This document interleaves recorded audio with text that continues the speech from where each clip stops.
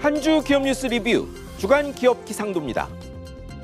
설 연휴 잘 보내고 계십니까? 과일값 폭등에 차례상 준비 부담스러웠던 가운데 금융당국이 갈수록 불어나는 ELS 손실대책 예고하고 법원이 삼성 불법 승계에 무죄 선고한 한 주, 맑고 우린 기업 찾아 기업 기상도 출발합니다. 먼저 삼성그룹입니다. 여러 해 끌어온 불법 승계 소송 1심에서 검찰에 완승했습니다. 2015년 삼성물산 제일모직 합병 때 지배력 강화와 이재용 회장 경영권 승계 위해 회계 부정 등을 저질렀다며 증권선물위원회가 고발한 지 1년 9개월. 이때부터 다시 검찰이 수사해 기소한 지 3년 5개월 만에 나온 법원 판단은 범죄 증명이 없다는 것이었습니다. 징역 5년, 벌금 5억 원 구형된 이 회장은 물론 임원 13명 다 무죄죠. 합병이 승계, 지배력 강화만 목적이 아니고 불공정한 합병 비율로 주주의 손에 끼치지도 않았다는 겁니다. 법적 리스크던 삼성의 경영 행보가 빨라질 것이란 관측이 나오죠. 그런데 일벌백계 한다던 검찰도 당혹스럽겠지만 뇌물죄 판결과 조화 안 된다는 비판은 부담입니다. 다음은 LIG 넥스원입니다. 중동에서 또 K방산 대박 터졌습니다. 한국형 패트리엇 탄도탄 요격 미사일 천궁2 10개 포대 사우디에 파는 32억 달러, 4조 2,500억 원짜리 계약이 체결됐죠. 2년 전 아랍에미리트 이어 두 번째입니다. 천궁2는 최대 사거리 40km로 고도 40km 이하로 접근하는 항공기 미사일 요격할 수 있고 다수 시험 발사에서 명중률 100%였다네요.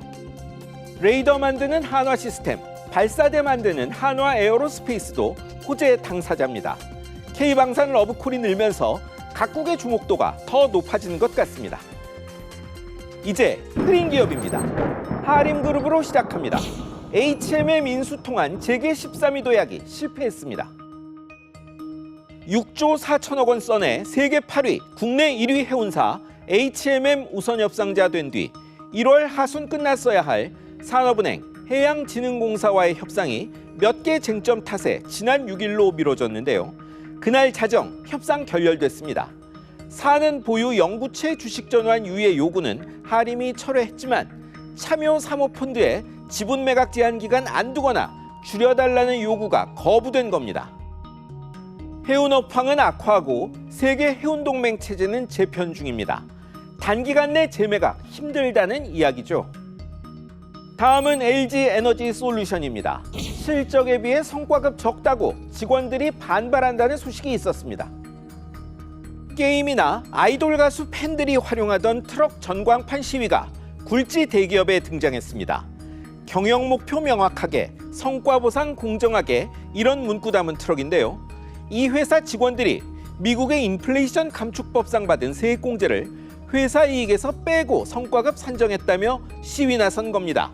직원 1,700여 명이 익명모금했다네요. 사측은 미국 세액공제 고려에도 평균 362%인 성과급 변동 없다 반박합니다. 1분기 내 성과급 개선안도 내놓기로 했다며 유감 표시했는데요. 김동명 사장님, 그럼 내년엔 이런 일 없겠죠? 이번엔 SK텔레콤, KT, LGU+, 통신 3사입니다. 휴대전화 보조금 더 주라는 정부 압박이 갈수록 거세집니다. 이동통신 단말기 유통구조 개선법, 소위 단통법 폐지 방침 밝힌 정부가 시행령 바꿔서라도 지원금 조기에 늘린다 했죠. 당국자들이 SK텔레콤, KT, LGU+ 계속 만나 보조금 경쟁 좀 하라고 압박 강도 높이는 중인데요.